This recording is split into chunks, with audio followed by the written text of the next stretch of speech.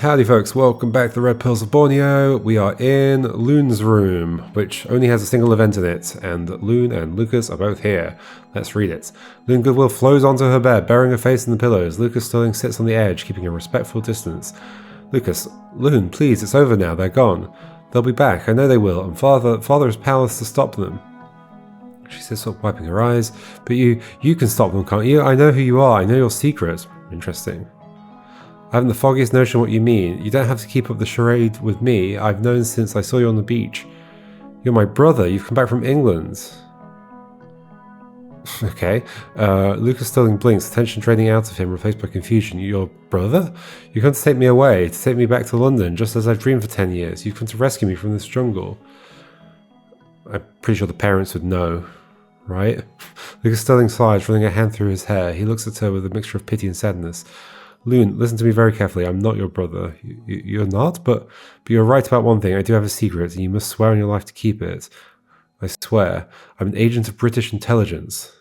A spy? Like in the novels? I was sent to investigate Japanese military movements in the South China Sea. That green mist isn't natural. It's a chemical weapon. My crew wasn't massacred by pirates, Loon. We were intercepted by a Japanese destroyer. They caught us red-handed with evidence of their tests. You're not a very good spy. You're revealing all your information. Well, unless you're lying still, of course. They caused us red-handed with evidence of their tests. Oh my heavens! I managed to salvage a sample of the agent. I hid it in the wash house at the guest house, along with my service revolver. Right? Yep. So that's the Chekhov's, whatever it's called. Biohazard sample, along with my service revolver. I need to retrieve them between the pirates and the something. I must be armed to protect you and the sample. You will save us? I shall do my utmost. Now stay here and bolt the door. Try to get some sleep. I can't sleep now. I'm coming with you. Luke Sterling nods and heads for the door, and Goodwill in tow. Okay. I need to retrieve them. So it sounds like they're heading to the thing, but they're going to find that it's gone. Right? Should we follow this? Let's follow this. But let me just double check something. Right, so you're in some way testing the green mist, which is a chemical weapon, and you've got a sample of it. I guess what's going on. Is it green? It's got a greenish tint to it. Okay, so we think you're going back to the guest house now. Guest house here. So we're getting to midnight, getting close to that scene. Yep. And so we're expecting Loon. There might be other people though, is the other issue. Like in theory, if I was doing a full no guess playthrough, I wouldn't actually put this in because I don't know that nobody else is there. Like, but I mean, I'm gonna meet the game somewhere in the middle, I think. There we go. Luke Sterling emerges from the small wash house, his face pale and grim. Loon Goodwill is waiting for him on the path. It's gone. What's gone? My kit, the pouch. It was hidden right there, right here under a loose floorboard. Someone has taken it. Taking things that don't belong to them seems to be the order of the night. You don't understand. I need a weapon. The revolver was in there. If things go south, and that sample is dangerous. Sorry, if things go south, and that sample is dangerous. If anyone who has it doesn't know what it is, who knows what could happen? Follow me, the workers' quarters. We keep rifles there for the Boers. They hurry along the path. As they pass Teresa's room, they can hear screams from within. Good God, what is that? Is someone hurt? Keep walking, Lucas. Wait, what? That sounds like... I said keep walking, it's just Mother. It is best not to ask. Okay. So Teresa's in Teresa's room at this time. Oh, it's gone green over here as well. That's nice. There were other things to follow from the other scene, but it was fine. We can go back. Okay, so... Not that. Interesting, switching here doesn't give me the thing that you get from switching. Oh, they've all got separate little buildings over here. Teresa's room, Loon's mother's room. What a weird description of the room. Loon's mother's room. Yeah, Teresa's room. Like the rest of them at least had some kind of description of the place in some way. That one just didn't. I seen this. Oh wait, hold on. I wasn't supposed to move forward, was I? No, I was. No, I didn't move forwards. It was this time. Yes. Because that's when they were going past the... Yeah, so... Well, so it's not just her then, maybe it's somebody else. But we can go to workers' quarters with you and you in the next time, which I think that is. Yes. Luke Sterling and Loon Goodwill step into the workers' quarters from the window, which overlooks the plantation. As the quarters are up on the hill, they have a terrifying view. That does match the map. Yep. To the south, the Iron Road is an inferno, flames licking the night sky. To the east, at the cove, Japanese soldiers are disembarking from landing crafts onto the sand, and all around them the sky is black with soot. Okay, this is pretty terrifying. Lucas Sterling, loading a rifle with practiced ease. It's worse than I thought. They're surrounding us. Staring at the beach, there are so many of them. Lucas Sterling picks up some binoculars, okay, and takes a good look at their surroundings. Now, does Lucas count as the owner? Even though Lucas definitely isn't the owner. He's just picked up the binoculars. Lucas Sterling, alright, I can see 6 launchers landing on the beach with a dozen men in each, and the blaze is giving me a good view of what's happening by the jungle entrance in spite of the darkness. I mean, in fact, was there anything added to this about ownership?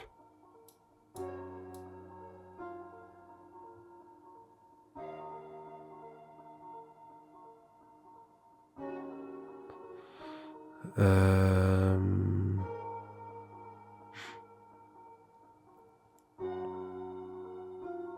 don't think so. No, it doesn't talk about what owning means. And Blaze will give me a good view of what's happening by the jungle entrance despite the darkness. It seems that Edward and Dita are there with our friend Captain Harrow. They're heading back towards the house. Okay. Okay, well, I can't do that scene then without this.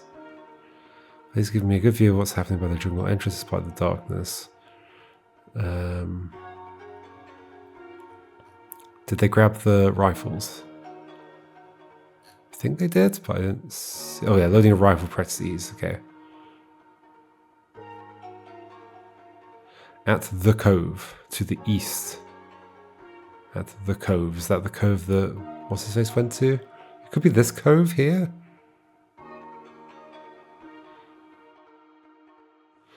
Not sure, we don't have a compass, so I don't know which way is east. Although, maybe I can work it out based on... it doesn't say which way the sea is, I guess. So apparently there's 3 things here. Well, yeah, one of them's this. But we do also have more... So we're almost at that scene. We're almost connected the gap there. Where's that dinner scene? Here. Okay. Now we've got binoculars. Well, do you just stay here? It hasn't said that they've left, so... Yes, okay. Luke Sterling shoves handfuls of ammunition into a canvas bag. He slings 3 rifles over his shoulder and hands 2 more to Loon Goodwill. The timing makes no sense. I'll never get over that. Like, they spent an entire hour picking up these rifles. Take these, can you shoot? I think so. Father taught me. Good, aim for the center of mass, don't hesitate. We need to find your father. He can help us figure out the best way to get everyone out of here. He'll be in the study. Do you know that for certain? Oh, well, in fact, he's not in the study, unless he's the one that's died. But, hold on, back to, where were we? Here? Stay close to me, Loon. Whatever happens, do not leave my side. They burst out of the quarters and sprint towards the main house. Sprint towards the main house. So they've gone to the study, but we know that right now it's you. But we might be able to say Canan and those 2. No. Okay. Well, unless the selection's off. The fact that it stays selected makes me wonder whether it's like, is it actually selected or is it just visually selected and the game doesn't know they're selected? I'm unsure. But okay. Okay, so that was a few things, but then we also, back to, where were we? Well, what was happening in the library here? That was these 2. Right, I mean, maybe I should be making more notes. It might help me remember some of these things. What were these though? So that we've done. That can go. Can I delete these separately? It seems like it's going to delete them all at once. Can I edit? I'm pretty sure we're done with that stuff though. I think. Yeah. Yeah. Who is this woman? Yeah, okay, so we know that. Where's Jura next? Go see Teresa. Oh, okay, so that we haven't resolved. Oh, where have we ended up? In the boathouse, okay. So I wanted to click on something I was just on, which was at the library. You say something about this. Edward in veranda next. With who? With whom? I am sure I don't follow your meaning.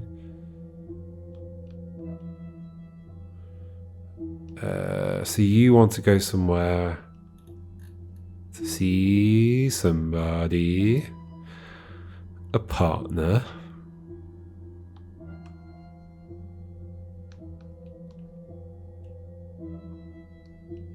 But we don't know where. Where did you go to see whom? Is that even right? Is it whom when it's the object or the subject? I can't remember. Whom? It's the object form. To see whom. I guess I'm omitting the... Wait, it was the object. Yes, okay, so I'm omitting the subject, omitting the subject in that note, right? It's Jiro is the subject, is going to see whom. So I think that's right. Okay.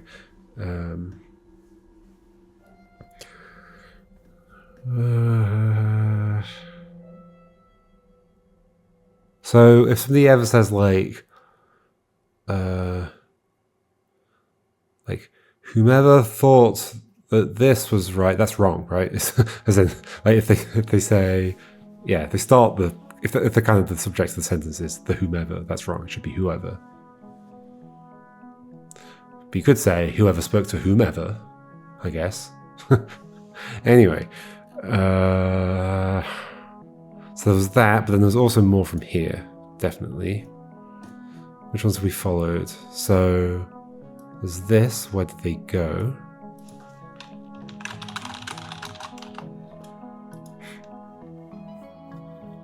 That we've already followed.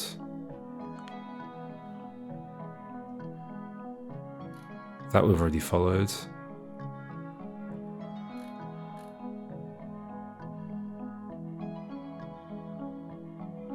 Let's go to the deck to refresh, but I can't actually make a note on a like partial thing. So you want to go with Cynthia and Vitalina, but Cynthia stays behind. So it's Rose and Vitalina. Rose and Vitalina go to Ob's deck, which, I mean, we could just go there now. But apparently those two are not actually left alone, unless they go elsewhere. But so observation deck, do they also see the stuff coming? So that's this hour, observation deck here. Rose and Vitalina? Okay. The air on the observation deck is cool, it's super cool. But Rose Goodwill is shivering from more than just the wind. Vitalina Petrovsky stands close to her. Okay. Vitalina's revealing something here. Rose is shoving for something else. Rose, I must confess something. I was in your room earlier, in my quarters, whatever for. I saw the letter, the one left upon the vanity. Rose, were you planning to end it all? Okay. Right, she was thinking of ending it earlier on. Rose Goodwill looks away, staring out at the inky depths of the Sulu Sea. She lets out a jagged little laugh. It was merely a passing fancy. A passing fancy? One does not pen a valediction in a passing fancy. It is a cry for help. I suppose it was. I've been desolate, Vitalina. Simply desolate. Jerry was away for what felt like an eternity, and then I heard she was arriving. The thought of her here with him, it was the black dog on my back. I got into a positively frightful state. So you wrote those words merely to give him a fright? I wanted him to find it. I wanted him to find me, perhaps on the very precipice, or perhaps merely the note. I wanted him to worry, to panic. I thought if he thought he might lose me, really lose me, he might fight for us. He might try to save this hollow sham we call a marriage. But I would never have gone through with it. I've not the fortitude for it. I mean, you were very close to doing it. Or perhaps I'm not that reckless. Rose Goodwill sighs and rests her forehead on Vitalina Petrosky's shoulder. Men like Jeremiah, they do not save things, my dear. They only acquire them. I know, but a girl can dream, can't she? And it turns out I was wrong about Cynthia. She's not so bad after all. Did you truly invite her into your own bedchamber?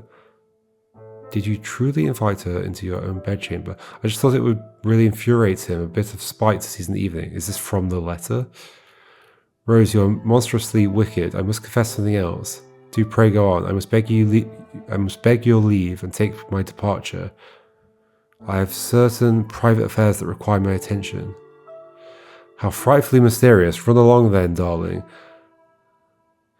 I'll stay here a bit longer. I do suspect Cynthia will be a while before she concludes her business with Jerry. I'll join her in the master bedroom soon with a nightcap. I'll join her.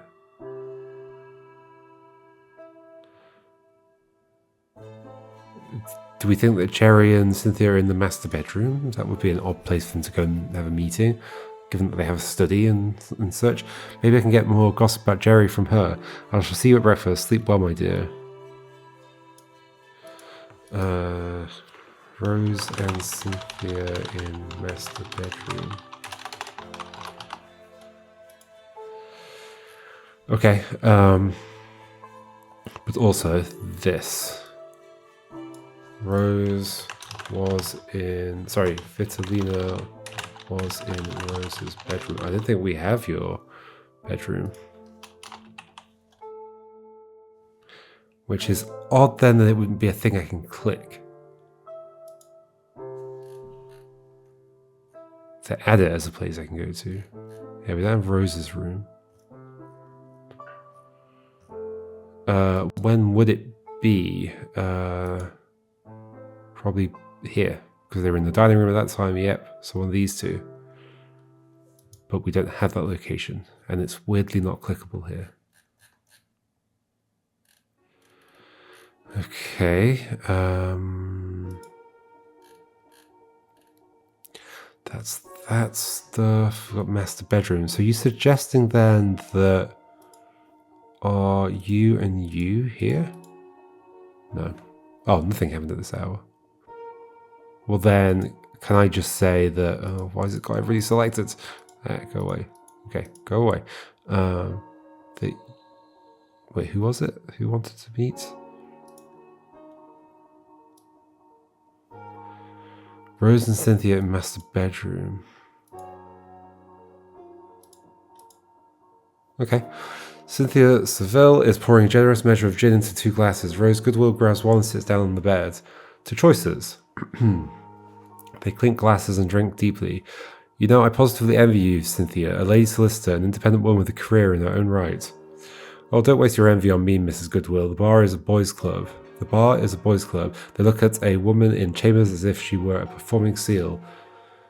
Remarkable for a member of the fairer sex, they say, with a sickeningly patronizing tone. And the pressure mother is incessantly harping on about when I mean to settle down. You can't argue cases forever, Cynthia. Think of your ovaries. Giggling at ovaries, as if one's womanly functions had a best before date stamped on them. At least you have a life of your own. I have this. Waiting for Jerry, fearing Jeremiah. Waiting for Jerry, fearing Jeremiah. I used to dream of treading the boards, you know, on the stage in London. You have the face for it and the theatrical flair, I'll give you that. I do, don't I? Let's play dress up. Must you always wear these drab, stuffy suits? Let's see you in something positively divine. I couldn't possibly. Are they going to find the stuff she's got on her? Well, perhaps just the one. Rose Goodwill pulls a shimmering silk gown from the wardrobe. Put this on. It's Parisian. Jerry brought it for me to wear to the governor's ball, but I never did. Cynthia Seville clumsily changes into the dress. It fits her surprisingly well. Oh my, you look ravishing, Cynthia. A regular screen siren. Admiring herself in the mirror, it is rather dashing, isn't it? She spins around giggling. As she does so, she knocks her blouse from a nearby chair, and pearls and the biohazard sample fly out from her blouse pocket and scatter across the floor. Rose Goodwill stops laughing instantly, staring at the pearls.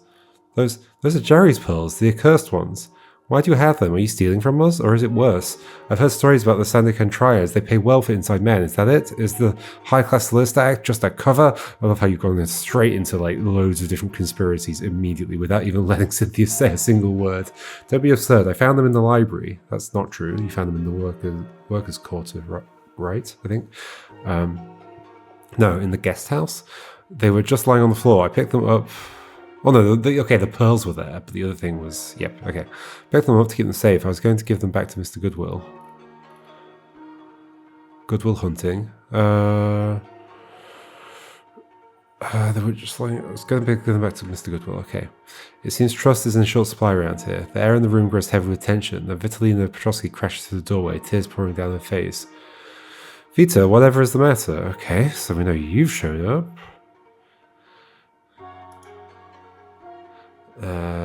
So you, and you.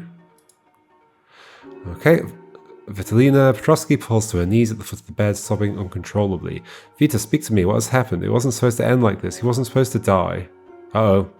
Die? Who? Who's dead? Jerry? Jeremiah? Okay, so it's Jeremiah in that room, I think. Jerry? No, you're drunk, Vita. He's in the study. I killed him. I didn't mean to, I swear. Did she, or does she just think she did? Sobering up instantly, her voice commanding. Explain yourself, Vitalina. What did you do? Wait, so most recently, you were on the observation deck and said you had something to do. And then, so you've clearly gone to the study. Okay. The curse, the pearls, I just wanted to save the plantation. I went to the Bomo, or whatever, Bomo. It's who I went to see in the chapel. Babalian Antau. We have a new name. Powerful Shaman. Okay. I doubt I'll be able to find a photo of him. He's too obscure, too hidden in the shadows of history. I'll have to deduce his presence by other means. I'll need to think outside the box if I want to be able to piece together his movements. Okay. So there are characters who we might not get photos for. Does that mean there are scenes that we can't ever get a full, vision of? Okay,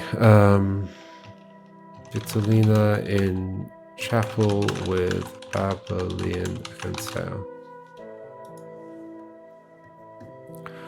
But he tricked me, it wasn't a cure, it was a tuju. So I'm going to curse, yep, the tuju is a curse where Shaman, the Bomo, magically sends an object into a victim's body to kill them. The victim suffers sudden, unexplained agony, the stabs or the shakes, and Western medicine finds nothing wrong. It's a terrifying concept, blending psychological warfare with deep-rooted superstition. I'm going to guess that actually something else has gone on, and Vitalina just believes it's her fault. So we have a new thing to read as well. I gave it to him in his medicine, thinking it would remove the hex upon him, and then he fell, and he didn't wake up. But it's not the Chekhov's biohazard sample, because that's here. You poisoned him? It was an accident. I love Jerry. You know I wouldn't hurt him. So it's possible that you did do that, but it's not a curse. It's just a potion. That'll be the blue flask thing, right? Empty blue vial, I guess. It was an accident. I love Jerry. You know I wouldn't hurt him. A tuju? He gave you a tuju to kill Mr. Goodwill? He said it would drive away the bad spirits, but it was poison. Okay, this is just them getting somebody on the inside to kill somebody, make it easier, I guess. A scream building in the throat. No! Rose Goodwill scrambles off the bed, tripping on her gown and bolts out the room towards the croquet lawn. Hopefully nobody stands on the biohazard sample. Rose, wait. Okay, so they've gone to the croquet lawn.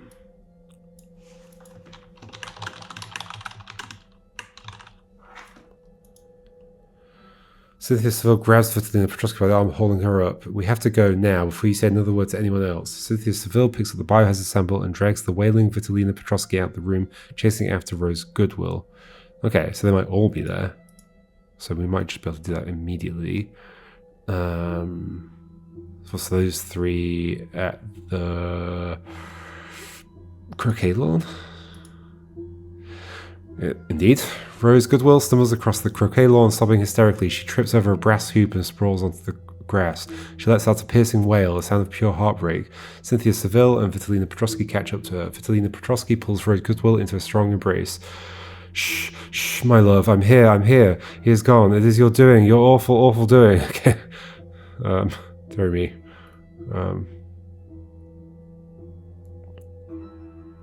Wait, hold on.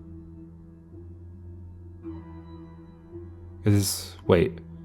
Who did it? Vitalina... Wait, okay, now I'm getting lost. Where were we just a second ago? In...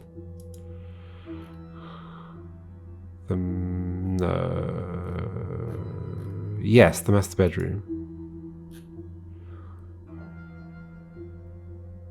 So Vitalina did it. But then Vitalina is saying... I'm here, I'm here.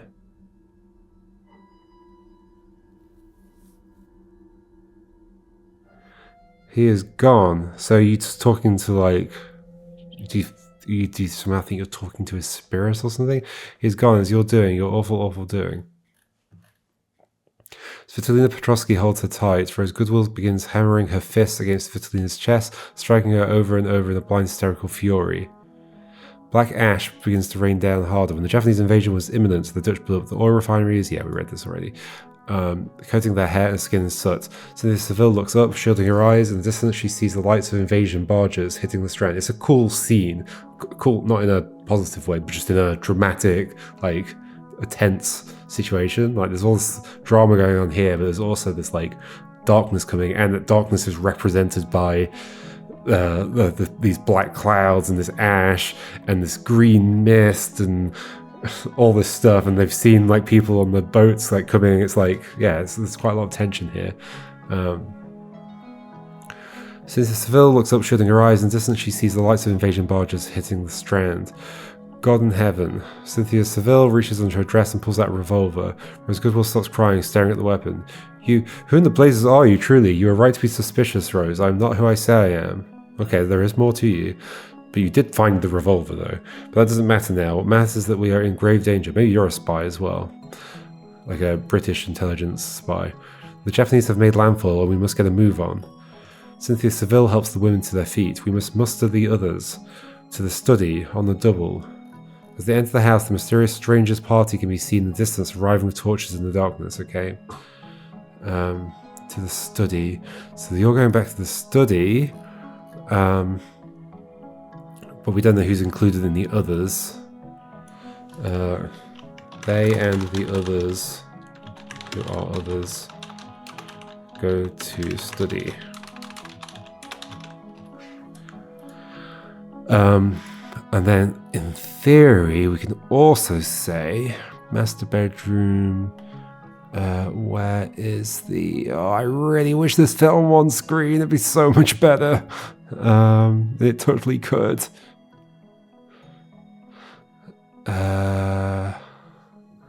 Study. So here, I think around midnight, we can say that you and you are in here and something happened. No. Okay, apparently not. But it was here when you showed up. Yep, okay. I mean, it could have been a bit earlier. Maybe you went somewhere else first, I guess.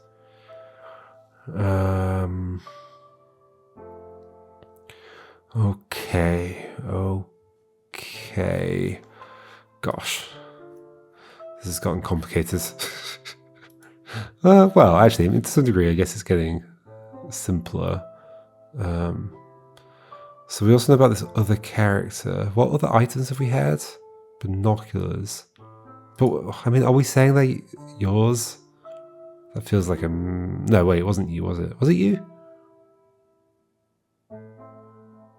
Yeah, because Loon and Lucas went to the... Yeah, it was you. Yeah, okay. So you're not counting that as owner. Somebody else owns those binoculars.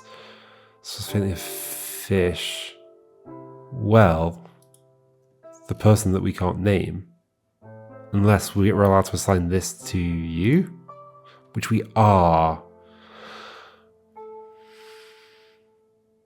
That feels... Unless there's like another clue somewhere that they've sort of skipped a thing. But like... Well, maybe you took the bottle and then the person filled it. So then I guess... Oh, I guess that would let me then say... so we know in the chapel, probably around here, you would have been there with that shaman with this. Maybe we read this next time.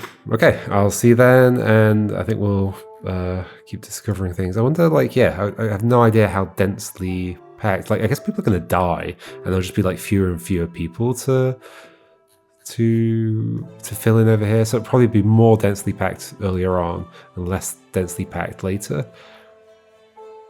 But it depends on how many people die, I suppose. But it's kind of sounding like it's not going to be a good time for pretty much everyone. So I guess we'll see. So yeah, see you next time, and we'll read this. Goodbye.